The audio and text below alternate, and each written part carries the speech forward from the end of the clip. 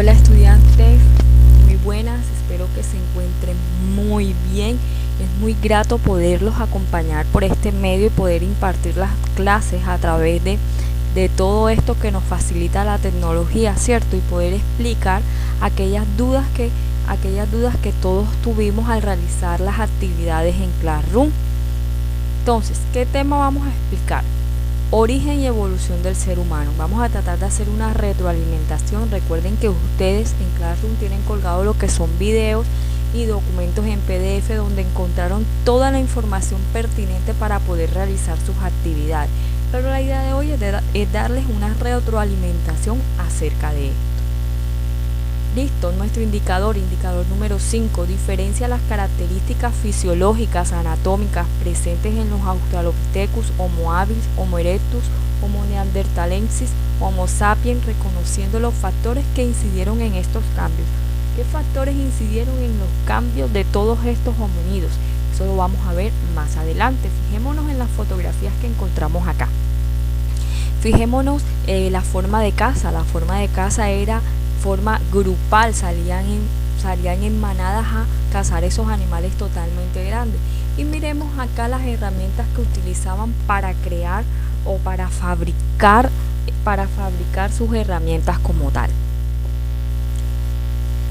Tenemos una pregunta que dice, ¿sabías que? Una situación más que todo, una situación problema. ¿Sabías que hace 4 millones de años o tal vez más, los seres humanos comenzaron a habitar el planeta de acuerdo con los datos con que cuentan los científicicos? Nuestros antepasados más remotos serían originarios de África. ¿Cómo así? Pensemos un ratico. ¿Cómo crees que fue el origen de la humanidad? ¿Cómo creemos nosotros que surgió todo lo que está a nuestro alrededor? ¿Cómo surgimos nosotros? ¿De dónde venimos? Recuerden que cuando hablábamos del origen del universo también hablábamos de dónde vino todo este planeta o todo lo que posee este planeta, ¿cierto? Y decíamos que existen una cantidad de teorías, diferentes teorías acerca de cómo se originó todo lo que existe, todo lo que está a nuestro alrededor. Decíamos que habían teorías creacionistas, como también habían teorías científicas, ¿cierto? Y que las teorías creacionistas por lo general eran teorías religiosas, que hablaban y nos hablaba y nos inculcaba de que un ser divino o divinidades podían crear todo lo que existe y crearnos a nosotros. De igual manera también existían teorías científicas que decían o que dicen a través de sus investigaciones y hallazgos dónde surgió y cómo surgió todo lo que existe, ¿cierto? A través de sus explicaciones, a través de sus hipótesis. Entonces siempre nos queda la duda de saber de dónde vinimos, cómo evolucionamos, ¿cierto? Fíjense que en la pregunta anterior, o más bien en la situación problema anterior, decía que los primeros homínidos habían sido procedentes de África. ¿Qué es África? África es el tercer continente más grande del mundo, ubicado en el hemisferio sur de este planeta. Fíjense, aquí los estoy señalando, es el que tiene una forma de cono, siempre lo digo, está el color verde. Acá miramos que tenemos todos los continentes, África está rodeado del océano Atlántico y el océano Índico, ¿cierto? Miramos acá que tenemos todos los continentes. Aquí les señalo lo que es el continente americano. Aquí está América del Norte, América Central y América del Sur, y todo esto corresponde al continente americano, que es en el cual nosotros habitamos. Pasamos a Europa, al continente europeo, que gran parte de los homínidos vivieron aquí. En el continente asiático también, miramos al continente asiático, el continente oceánico. ¿Por qué les muestro estos continentes? Porque los homínidos no solamente vivieron en África, sino que algunos de ellos se trasladaron a diferentes partes del mundo. Unos habitaron en gran parte de Europa, otros en Asia y otros en todo el planeta como tal. Bueno, vamos avanzando y miramos evolución del ser humano. Miramos acá abajo está Australopithecus Homo sapiens. Vamos a mirar de dónde viene ese tipo de cosas. La evolución humana u homonización es el nombre que recibe el proceso histórico de cambio biológico de los ancestros más primitivos del ser humano. Los ancestros más primitivos del ser humano. ¿Cuáles serán esos ancestros más primitivos? El Australopithecus. Muy bien. El ancestro más primitivo del ser humano es el Australopithecus. Se dice que es el primer homínido que existió en África hasta la aparición de nuestra especie tal y como la conocemos, Homo sapiens, también conocido como el hombre sabio. ¿Por qué es conocido como el hombre sabio? Porque iba evolucionando, iba perfeccionando su vida como tal. Entonces dice, acá tenemos otra situación, problema, varias situaciones, problemas que nos van a ayudar a desarrollar las actividades y nos van a ayudar a entender un poco más la temática. Hace millones de años, los antepasados dejaron en África sus huellas en el barro.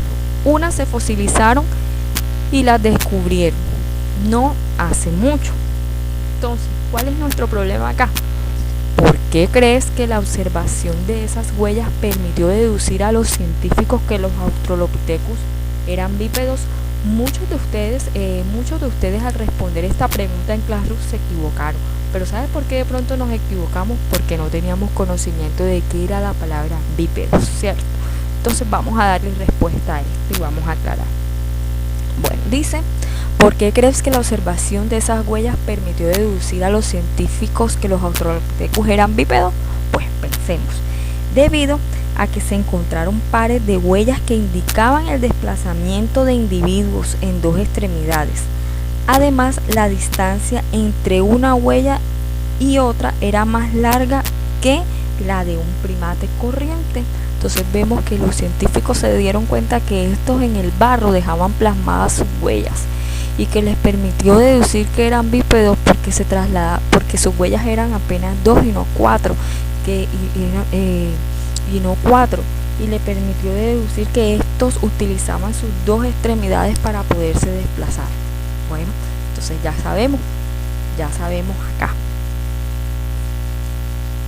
Listo, la evolución del hombre, todas las especies de nuestro antepasado.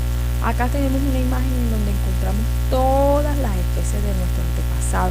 Está el Australopithecus, el Homo habilis, el Homo erectus, el Homo neanderthalensis, el Homo sapiens sapiens, y miramos los tamaños de sus cerebros. Miren cómo va todo cambiando y miramos el aspecto físico. Miren cómo va cambiando.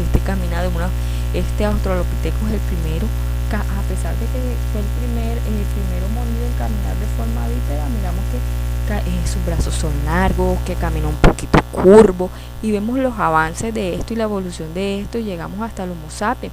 Miramos que este ya usaba vestimenta, ¿cierto? ¿Y cómo fabricaba esta vestimenta? Con las pieles de los animales. Listo, utilizaba herramientas más sofisticadas para cazar esos animales, y miramos los avances de cada uno de estos.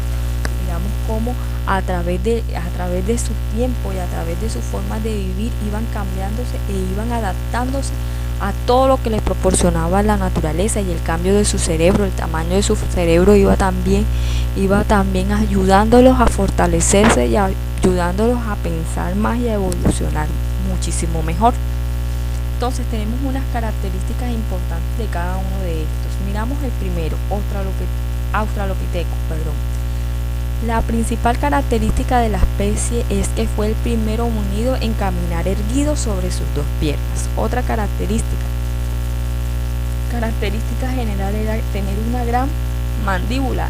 La mandíbula que le sobresalía sobre las demás especies. Los brazos eran largos y robustos. En general, los Australopithecus eran pequeños y delgados, aunque en la mayoría de los casos los hombres eran más grandes que las hembras. Pasamos entonces a otro género, o a otro el Homo habilis, también conocido como el hombre habilidoso. ¿Por qué?